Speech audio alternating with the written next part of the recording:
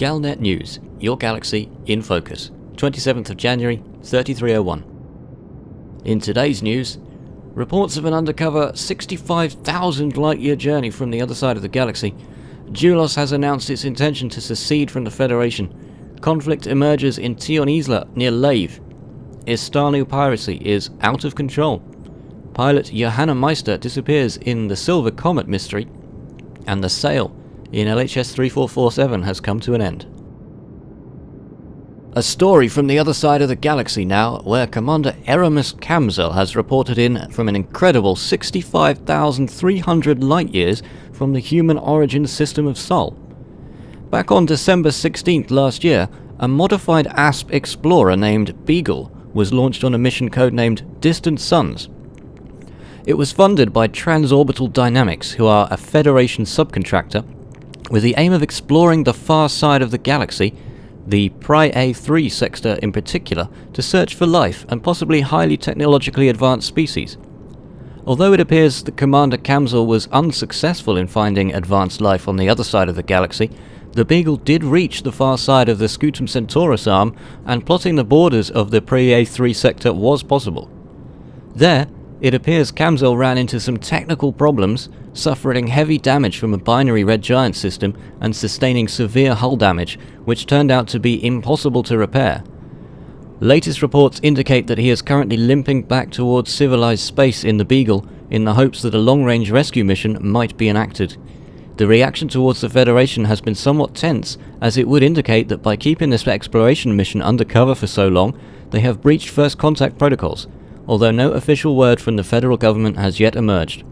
Commander Eramis Kamzel's last known position was back in the Piracy 3 sector, and his fate is unclear at the present time, although his remarkable feat is bound to be well received and quite possibly emulated by the interstellar exploration community.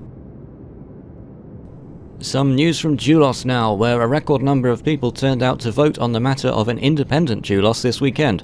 So much so that local station services found themselves struggling to contain the sheer number of visitors to the system. While the battle was hard fought, with impassioned last-minute campaigning coming out of both sides, in the end, the Defense Party of Dulos managed to garner a staggering 75% approval rating for their move towards an independent Dulos. The federal representatives, the Green Party of Dulos, have said that they will not be contesting the vote.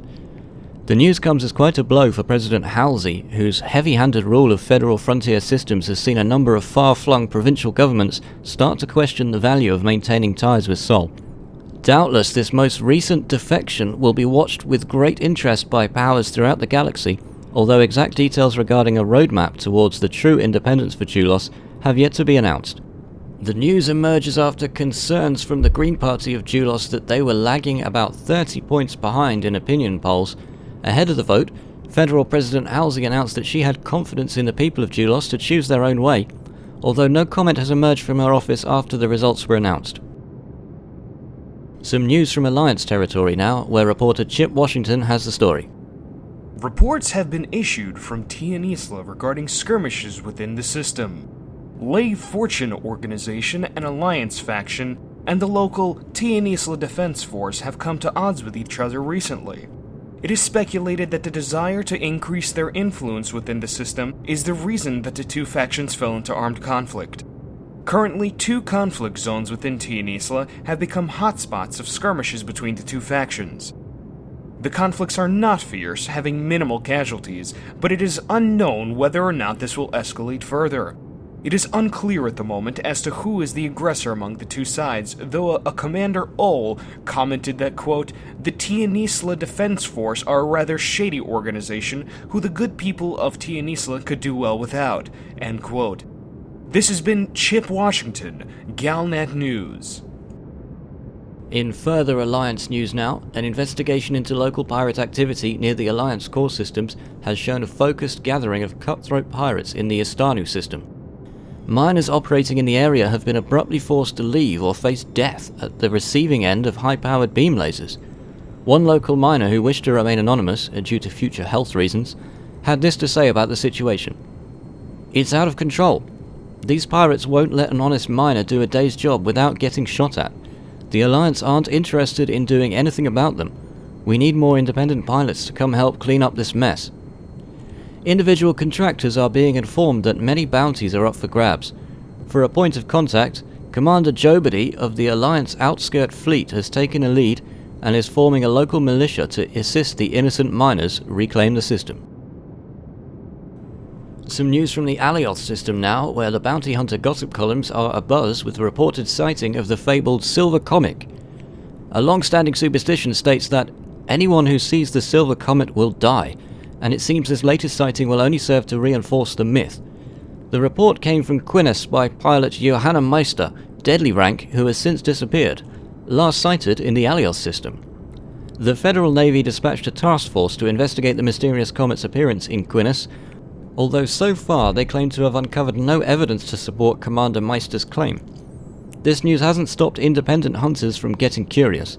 Silhar Bradius, head of the Bounty Hunters Guild, has offered a hefty reward for any information on the Silver Comet or the location of the missing pilot, Johanna Meister. Over to Jack Dogon now for some news from LHS 3447. This is Jack Dogon reporting live from LHS 3447 in the field, bringing you the news that the sale at LHS 3447 has ended. The last week has seen an unprecedented number of traders pass through the system, with reports indicating that profits are up over 500% across the board. The biggest winners were the shipyards in Dalton Gateway, who saw profits soar an unprecedented 65-fold after selling a record-breaking 2,364 ships in just 5 days. Perhaps unsurprisingly, a large portion of those profits can be attributed to unprecedented sales of the ever-popular Lakon Type 9 Heavy and its little sister ship, the Lakon Type 7.